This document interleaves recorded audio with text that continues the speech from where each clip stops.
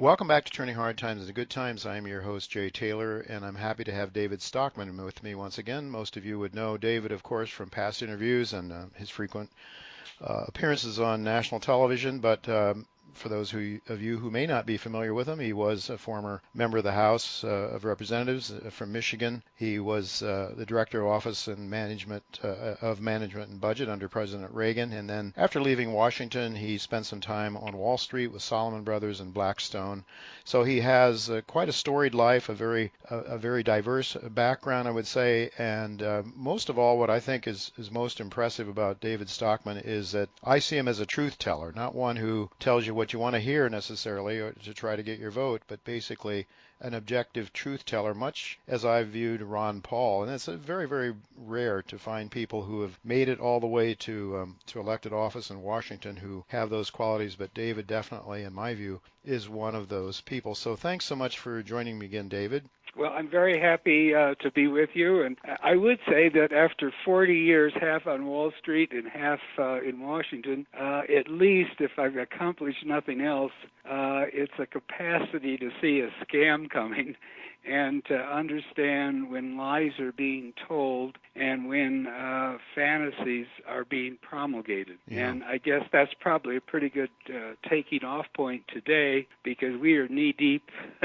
in that, I think, like never before. I'm afraid so, although as I noted before we started recording here, that the Wall Street seems to be sailing along like nothing's wrong, and we've been through so many let's say crises over the last number of years. David, I'm 70 years old. I remember the '87 crash very vividly. I was working on Wall Street at that time.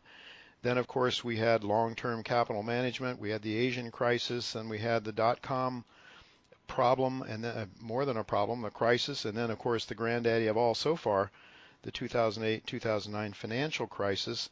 Why do you think? I mean, we've muddled through each and every one of them, and from the point of view of Wall Street, at least, things have never been better. Almost. I mean, the people that are doing really well are doing really, really well, and I think that's mostly what we see in the national television. It's people that are connected to the elite, and so the sense that you get is that you don't never have to worry about anything. Tell us why this time might be different. Well, I guess the bottom line would be you can't kick the can indefinitely, and ultimately you cannot generate a healthy economy, to say nothing of sustained growth and a rising living standard purely by central bank fiat. And that's essentially the path we've been on for 30 years, reaching back to when Greenspan arrived at the Fed in August 1987.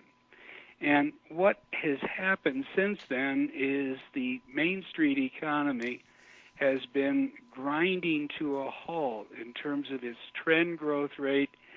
If you're average wage and salary worker or an average small businessman, there has been very little economic growth. On the other hand, the massive injection of liquidity and central bank credit into the system, most of which really never left the canyons of Wall Street, if you want to use that metaphor, has caused an enormous inflation, but not in the place where the Keynesians, who run national policy and who basically drive Wall Street or speak for Wall Street, want you to look. They want you to look at the CPI or even this kind of phony thing the Fed uses called the PCE deflator, personal consumption expenditure deflator, when the inflation is in the price of financial assets, and it's been massive. And so the crises that you speak about have basically been kind of desperate efforts by what remains of the free market, what remains of honest price discovery, to correct these bubbles as they've been inflated. But each time the Fed has, rushed back to the scene of the fire and doused it again with, huge amounts of liquidity. The difference, why we're at the end of the road. We're at a great historical pivot point, is that the Fed and other central banks are out of dry powder.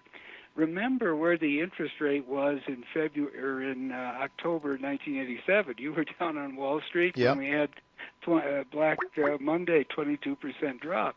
The interest rate, the funds rate, was well over 6 or 7% then, if I remember right. Go to the year 2000 when the dotcom bubble peaked. And, you'd had like a five-fold increase in the NASDAQ 100 in the previous 3 years. At that point, the funds rate was 6.5%, and there was a long way to go. In fact, down to 1% over the next 30 months or so, as the Fed, bailed out the system with massive injections of liquidity. Then we get the housing bubble, and everything is rosy again. We get to a balanced, healthy economy in 2007. But the crash came. The interest rate, the funds rate at that point was 5.5. They took it all the way down to 0. Now, the reason I recite this history is that we're now, after this long period of zero interest rates and massive QE, we're at a point where the Fed has almost no dry powder, no maneuvering room. Effectively, the funds rate is at 1.4%. And, the business cycle hasn't been abolished. We're in month 104 of this expansion. The average business expansion since World War II is 61 months. The longest was 119 months, and that was under the far more propitious circumstances of the 1990s. So we're at the tail end, by all historical standards, of this expansion. And we have a Federal Reserve that has, dallied and deferred so long that it now has to begin raising rates and shrinking its balance sheet for no other reason than the Keynesians who run it desperately want to regain some dry powder, so when the recession does come, which is inevitable, they will be able to say, here we are to rescue the economy, and therefore justify this enormous power to basically run the financial system they have today. In other words, what I'm saying is they are taking a huge risk because they waited so long to normalize interest rates. They now falsely think they've created full employment prosperity. Yeah. They're now ready to crank up the rates, and I think they'll do it 4 times at least this year. Wow. And more importantly, they're going to be draining cash out of, the canyons of Wall Street, as I call it, but really the bond market, like we've never seen in history. Right now, they're in the second phase. They're draining $20 billion a month, not QE, but QE, quantitative tightening, not quantitative easing. That's going to jump to $30 billion a month in the second quarter, 40 in the third. And then here's the point. We get to October, and then they have programmed in on automatic pilot, and I see no reason that they're going to throw the switch away from that, a $50 billion per month rate of, basically selling bonds. Now, they say they're just letting their portfolio run off, but anybody who, understands the law of supply and demand understands that if the Fed doesn't maintain its balance sheet, it's the same thing as selling. And as a result of that, they're going to be shrinking their balance sheet at a $600 billion annual rate. Nothing like that has ever been imagined or conceived of before, because we never had a $4.5 trillion balance sheet before. And that means that each and every day, cash is going to be draining out of the bond market at a $600 billion rate at exactly the same time that these drunken sailors who are now running the government in Washington have programmed in, with this huge tax cut signed in December, and then these massive, appropriations increases that avoided a government shutdown a few weeks ago. They have programmed in new borrowing of $1.2 trillion per year Good Lord. for fiscal 2019 now that incepts in October. In other words, this is a monumental collision between monetary and fiscal policy in which in a way that we haven't seen anything remotely similar in all of modern history. And, I've been there since 1970 when I first started working on Capitol Hill. We're going to have the Treasury borrowing $1.2 trillion, and next door, the Federal Reserve is going to be selling $600 billion. In other words, the combined flow into the bond pits of paper amounts to $1.8 trillion a year. It's going to shock the system. In other words, if we think the yield, which has already run up, we had a historic low of 1.35% right after Brexit, which wasn't that long ago, July 2016. All right, now we've had a pretty good run of 50 basis points or so in the last month and a half or 2 months, but we haven't seen anything yet at 290 or where we ended on the 10-year today. Yeah. The yield is just going to keep marching higher, not due to big economic growth coming or necessarily even inflation, but due to the law of supply and demand. When the Fed stops buying bonds and the Treasury starts doubling or tripling its emission of bonds, you are going to get those bonds eventually sold, but the market will clear at dramatically higher rates. Now, the problem is the entire stock market and the entire financial system is predicated on, I would say 2.5 or 2% yields on the 10-year, and it's going to 4, and it's probably going to overshoot to 4.5 or 5, and it is going to literally rip apart the entire structure that's priced into the financial market. Corporations that have been buying back stock, in fact, we're at a record in the first 2 months, as you know, 171 billion worth of stock buybacks. We're running at $1 trillion annual rate. But going back, in the previous years, we've had huge stock buybacks. They have borrowed enormous amounts of money to fund those stock buybacks or M&A deals or, levered recaps, all the other financial engineering they've been doing. And suddenly they're going to get hit with a rapidly rising interest bill and boards and shareholders asking, why'd you borrow all that money to buy back stock 2 years ago, and today your interest tab is rising dramatically. Now, I think it's important to focus on this, and they never factor it in these, what I call the hockey sticks that you get from the Wall Street brokers, Goldman, and all the rest of Morgan Stanley.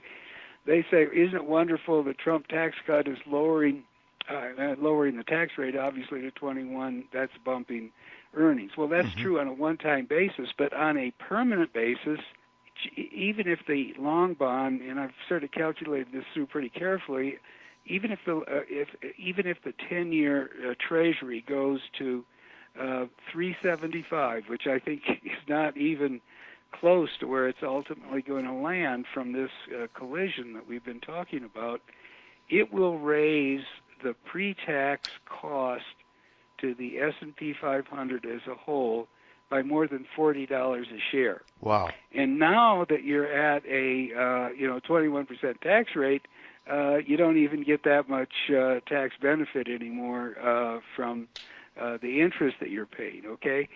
So none of that is priced in, and I only offer it as one example of which you could pick dozens about how the yield shock is going to, cavalcade through the financial system and through corporate P&Ls and through earnings and through the entire nexus of the financial system, and I believe it's going to rip this bubble apart in a way that we have never seen before because we have never had a condition this extreme. We've never kicked the can this long, this far, this deep, And we now have a Fed, which is interesting.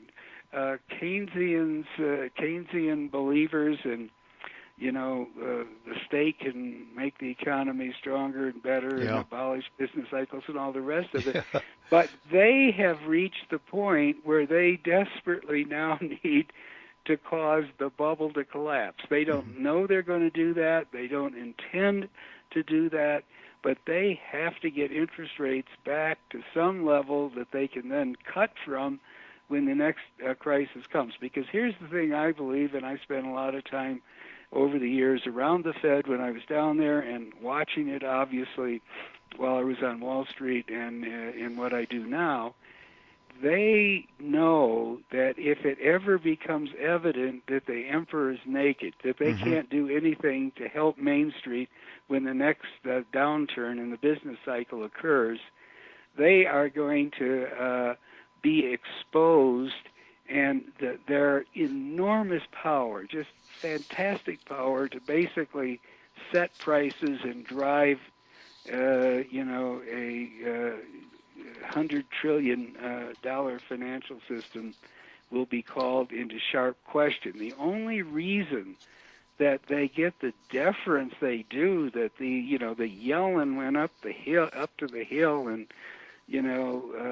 kind of gummed on the way she did and had acquiescence, is that they were bamboozled into believing that the Fed saved the economy in 2008 and 2009, and that the recovery was entirely a function of what the Fed did. Yeah. Well, that's not true. We had a liquidation of excess labor, a liquidation of inventory that had been built up. Corporations were forced to look at their balance sheet and take huge write-downs in 2008 and 2009 of all the money losing or weak assets that had been built up during the Greenspan booms.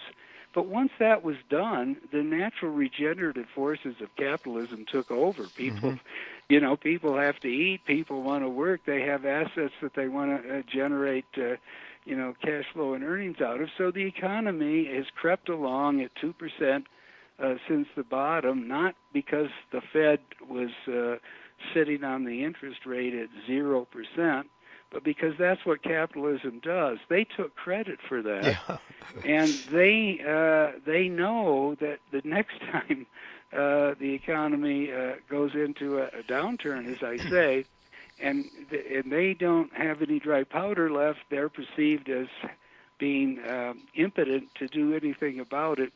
That'll be all she wrote. Yeah. It'll be a total political upheaval, rebellion, because this is a dictatorship. This is a financial dictatorship. It is. And the odd thing is, as long as they kept inflating the bubble and created the appearance that it was working, they got away with it. Right. But if the bubble collapses and the economy then struggles and they have no, dry powder, as I say, maybe we can finally get a new political discussion about how you really have a productive, vibrant capitalism. And the answer, I think, everywhere and always is that you have to have free market pricing of the most crucial prices in capitalism, and that's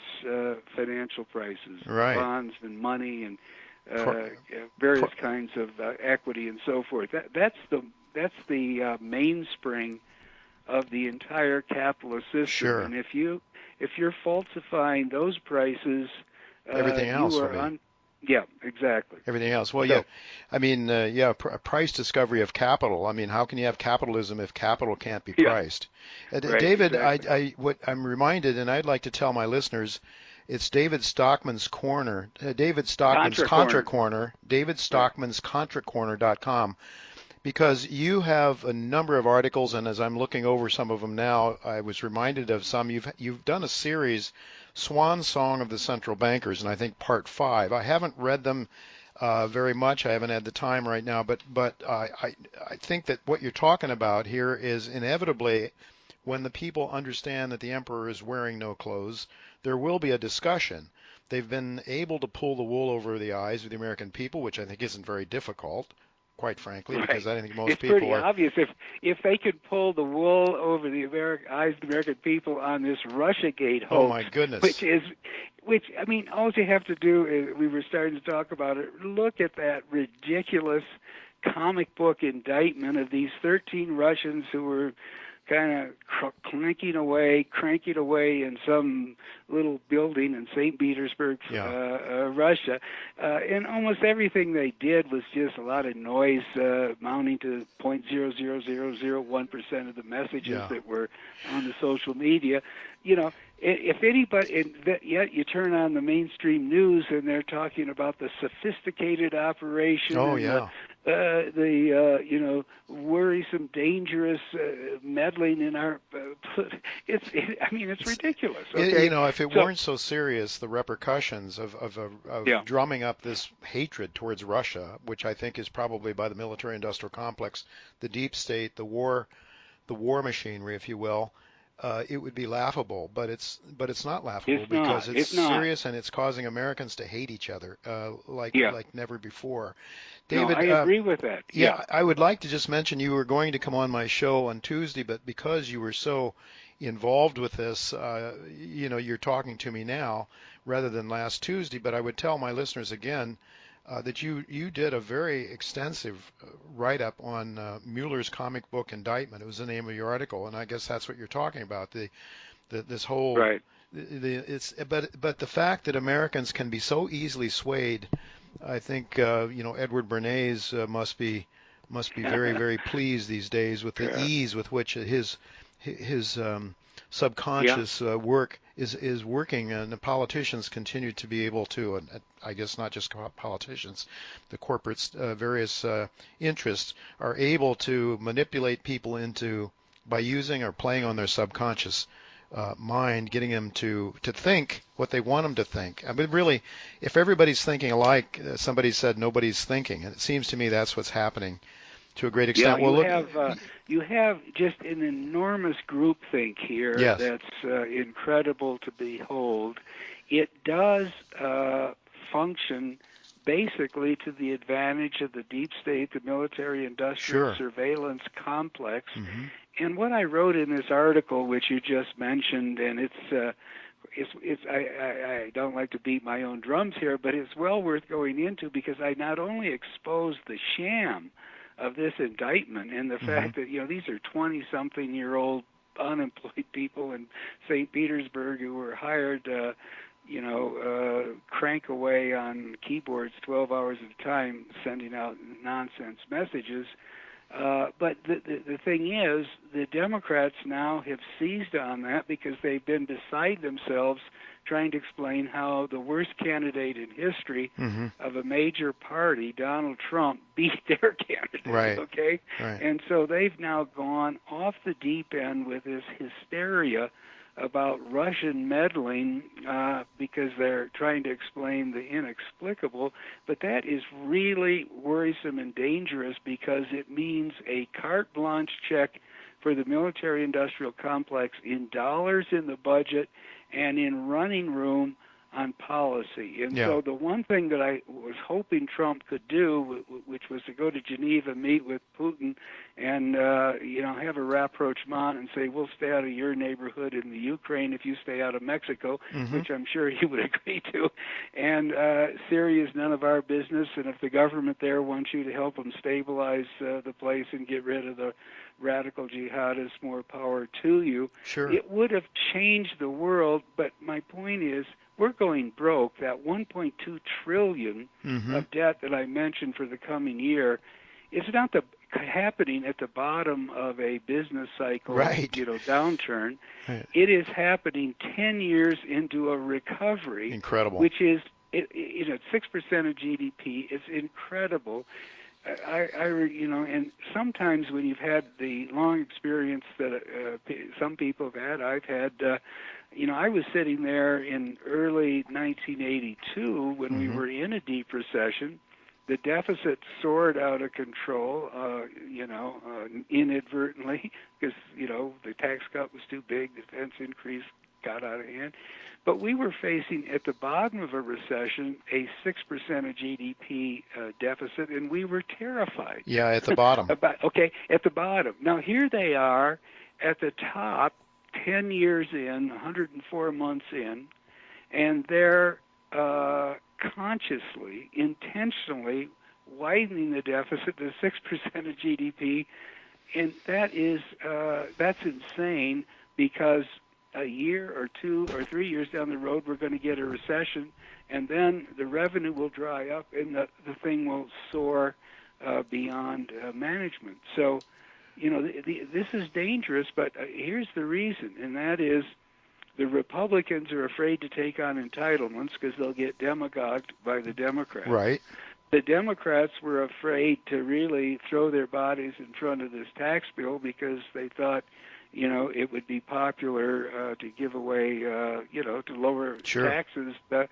And so they did nothing. And then both sides get together and say, if you want to raise defense by $80 billion a year, the Democrats said that's fine with us, but we got to raise domestic spending by $70 billion. Okay, so you now have no constituency for fiscal rectitude. None. Exactly. It's gone. Yeah. And the only small force we had in Congress, the Freedom Caucus in the House, they ended up in this deal they made to avoid the shutdown a couple of weeks ago. I said in one of the blogs I wrote, they took him out behind the Capitol and shot him dead politically, okay? Because that's really what the Republican leadership, McConnell in the Senate and Ryan, who I think is the greatest fiscal flake to come down the pike in a long time, did in the House. And so now you have this fiscal situation at this late stage in the business cycle, running out of control, at the same time that you have a posse of Keynesians in the Eccles building trying to reload their dry powder by shrinking the balance sheet and driving bond yields straight up. All right. It's a recipe. It's a recipe for a conflagration like we haven't seen. Oh, I agree, and there's so much more to ask you about to hear your answers about. We've just about out of time, but I have to ask you, how does this thing play out? Now, it seems to me at some point we get a stock market debacle, a collapse in the equity markets.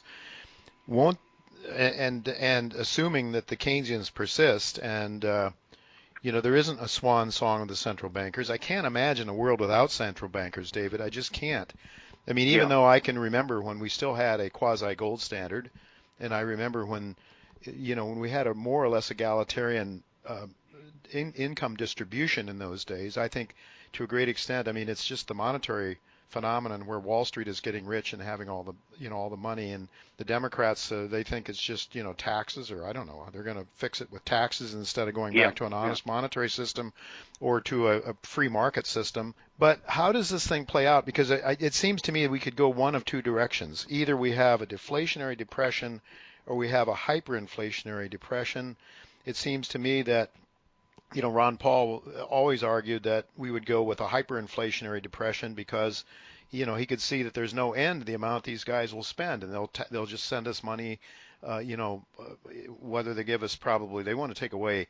If we go to bail-ins, David, because the next time I understand the legal framework is in place now for bail-ins, where they'll just simply take money out of our checking accounts because we are unsecured creditors to the banks, right? Mm-hmm. So they're getting ready to do that to us, which then requires some of these Keynesians to talk about getting rid of cash, negative interest rates, getting rid of cash because people will draw the money out of the banks.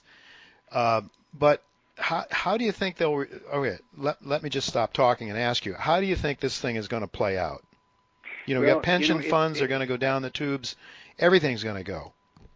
Well, it's such uncharted waters. I think anybody, guessing about this probably doesn't have very much to go on. Sure. But we do know the foundation is rotten and that it's going to come apart. But I think, we're going to get a big, shocking reset in the financial market that'll happen pretty quickly, because the Keynesians running the Fed didn't even know we were in the middle of a deep recession in August or July 2008. If you go back and read the minutes, they publish them with a 5-year lag. Now, they're going to stick with this ramp up of QT, of balance sheet shrinking into the fall, and by then the yields in the market are going to be, in the bond market, are going to be so high that we'll have gone through a series of stair-step plunges in the stock market. But I don't think it'll be all at once. Just like we saw on Friday, they have been buying the dip so long and so successfully that there's almost like a memory muscle in the trading machines and in the day traders that say, every time there is a plunge in the stock market, we get back in and buy. Yeah. So therefore, there is some ballast in the market, but I don't think it is nearly strong enough to make up for the yield shock, which will gradually bring the buying power out of the market. You'll have less leverage trading because the carry cost will go up.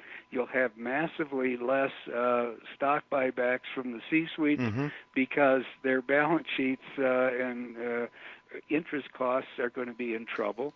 So I see a market that stair steps down until you get to some point where bond prices and yields make sense from an economic point of view, and the valuation of equities is dramatically reset. The market today should probably be trading at 15 times sustainable earnings, which might be $100 a share if we're lucky. So that's a lot different than the market trading at 27.50 where it closed on Friday. I'd say so. And as interest rates rise, there's going to be a reason to save money again, which we haven't had for quite a while. Which is, it's just a bastardization of capitalism is what they've done. They don't believe in it. They don't talk about it. Well, frankly, our schools don't teach us what capitalism is. Kids don't have any idea. And I dare say that people coming out of Harvard, Princeton, and Yale with PhDs behind their names, in finance don't understand capitalism. It seems to me. Oh, I would say where they really don't understand capitalism is on Wall Street, at Goldman Sachs, or in the financial press on CNBC or Bloomberg or any of the rest of them. They have this what I call recency bias. They have lived with this massive intrusion of central banks for so many years. In fact, I saw an interesting statistic the other day. Over half of the traders on Wall Street today, this moment, have less than 7 years of experience, which means they weren't there when the market, went from 1570 to 670 in 13 months or something. Yeah. So what I'm getting at is they don't understand capitalism. Because if they did, they would be horrified by what the Fed does to distort and falsify rates, and they wouldn't be all in, they would be all out. And, that's why we get these huge bubbles that inflate for 5, 7, 9 years. Then we have to go through a 2-year correction. I think the next 2-year correction is going to be different, though, because the Fed will be basically out of business. And maybe then the political debate can reopen, and we can have a new discussion about dramatically curtailing the remit, the mandate of the central bank. And that would be a huge step forward. Oh, I agree. I just hope there's enough people like you around to talk about it, and I hope they'll listen to you. But they're not listening now very much, that's for sure. But David, just quickly before I let you go, then, we should be all out, is what you're saying. We should be out of the equity market. Where should we be then?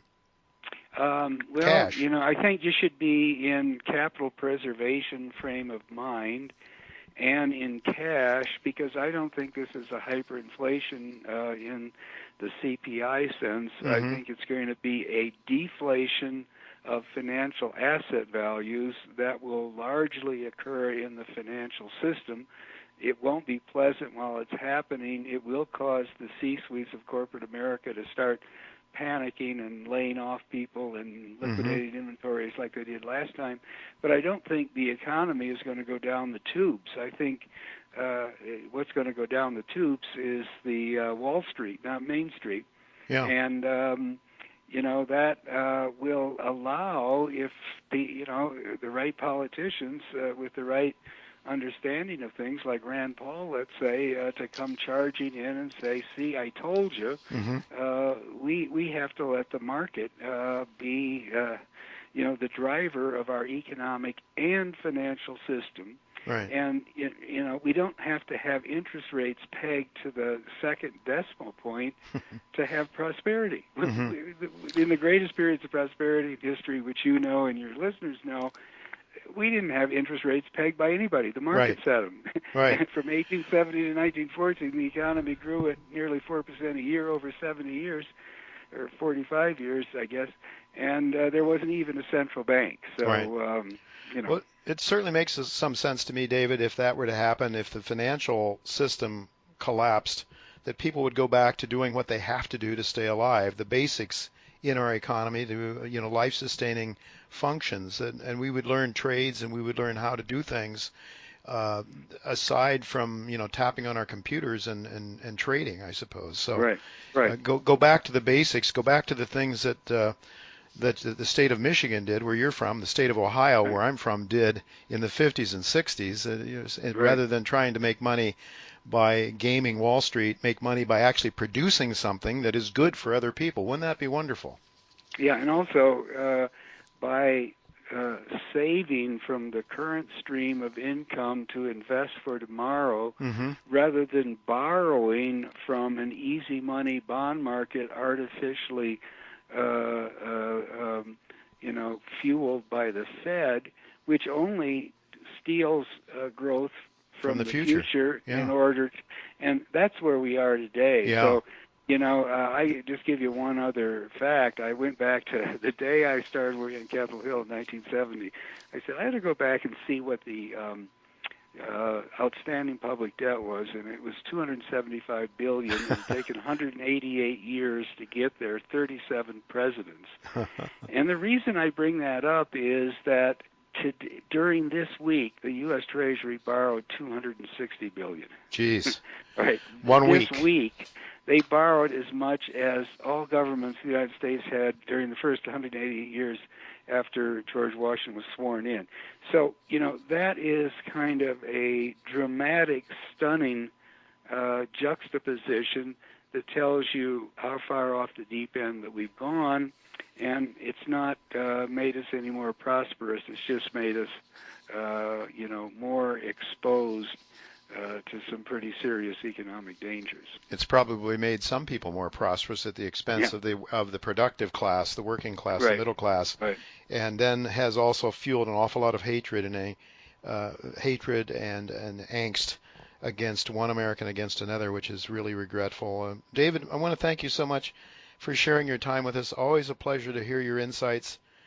You are a truth teller. That's the way I see you. It's David Stockman's Contra Corner. ContraCorner.com is, if you want to have information, valid information about what's really happening on an ongoing basis, that's a wonderful place to go. Subscribe to it as I have. I think that would be very worthwhile. So please, all you listeners out there, consider doing so. Thanks again, David, for being with us.